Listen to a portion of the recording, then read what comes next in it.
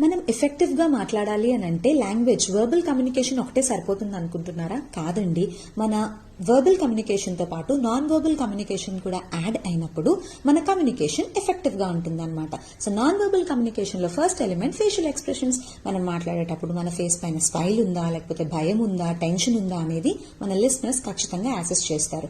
And gestures, మన free hand movement బట్టి మనం ఎంత కాన్ఫిడెంట్ గా ఉన్నాం అనేది తెలుస్తుంది.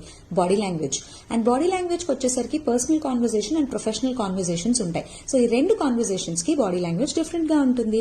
ప్రాక్సిమిక్స్ అంటే పర్సనల్ స్పేసింగ్, మనం లిజనర్స్ తో ఎంత దూరంగా ఉన్నాం అన్నది కూడా ఇంపాక్ట్ చూస్తుంది.